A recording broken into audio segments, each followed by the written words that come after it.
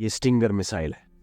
इस कंटेंट में हम मिसाइल के हिस्सों को और उसके पीछे की टेक्नोलॉजी और एवेसिवनेस के बारे में बताने की कोशिश करेंगे।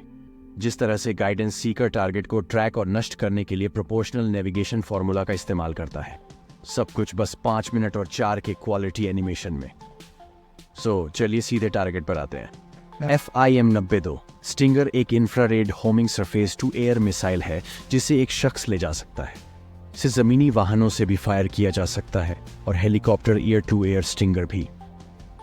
इसका विकास अमेरिका में हुआ और 1980 के दशक से US आर्मी और बाकी 29 देशों की मिलिट्रीज इसका इस्तेमाल करती आ रही हैं। इसका मुख्य निर्माता रेथियन मिसाइल सिस्टम्स है, जिसने 70,000 मिसाइलें जर्मनी में एयरबस डिफेंस और तुर्की में रोक्सन के साथ लाइसेंस के तहत बना दी हैं। लॉन्चर 5 फुट लंबा या 1.52 मीटर है, जिसकी गोलाई 2.8 इंच या 70 मिलीमीटर और फिन्स 3.9 इंच या 100 मिलीमीटर के हैं।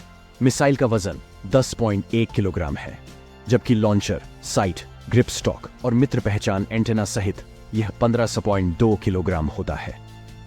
इसका वजन लगभग 34 पौंड या 15.2 किलो होता है। अब देखते हैं कि ये कैसे काम करती है।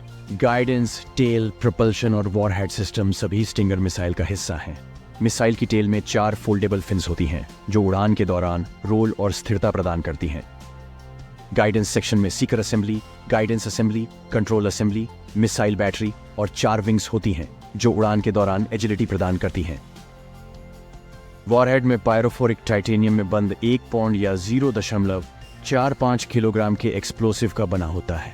प्रोपल्शन सेगमेंट में लॉन्च मोटर और ड्यूअल थ्रस्ट फ्लाइट मोटर होते हैं।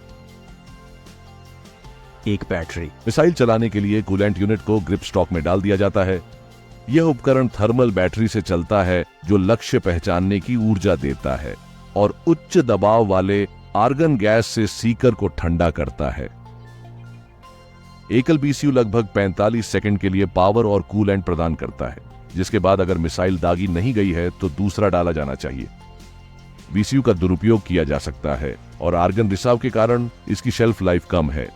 IFF सिस्टम एक रिचार्जेबल बैटरी से पावर प्राप्त करता है, जो IFF इंटरोगेटर बॉक्स के साथ शामिल है और पिस्टल ग्रिप के बेस में प्लग होता है। सैनिक मिसाइल को लक्ष्य पर निशाना लगाकर हथियार चलाता है। जब सीकर लॉक हो जाता है तो एक अलग आवाज आती है।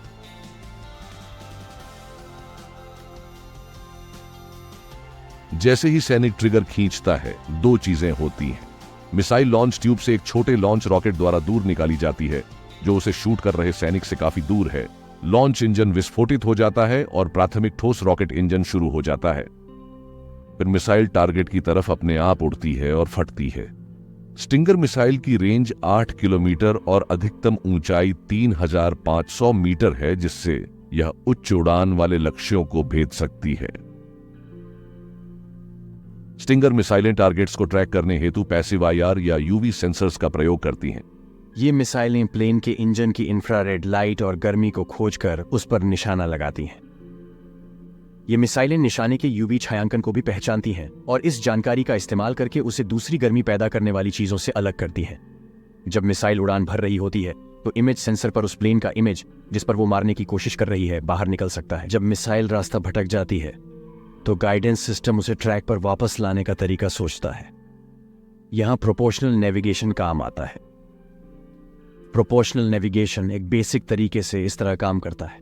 इसका सिद्धांत यह है कि अगर 2 वाहन आपस में टकराने वाले हैं तो उनकी सीधी लाइन ऑफ साइट की दिशा रेंज कम होने पर नहीं बदलती। मिसाइल के वेलोसिटी वेक्टर को लाइन ऑफ साइट की घूर्णन दर के प्रोपोर्शन और उसी दिशा में घूमना पड़ेगा। यूक्रेन में दूर से एक हेलीकॉप्टर को नष्ट करते हुए यह मिसाइल यूक्रेन रूस युद्ध का सबसे घातक हथियार साबित हुई। सब्सक्राइब करें, हम जावेलिन मिसाइल सिस्टम की कार्यप्रणाली समझाएंगे।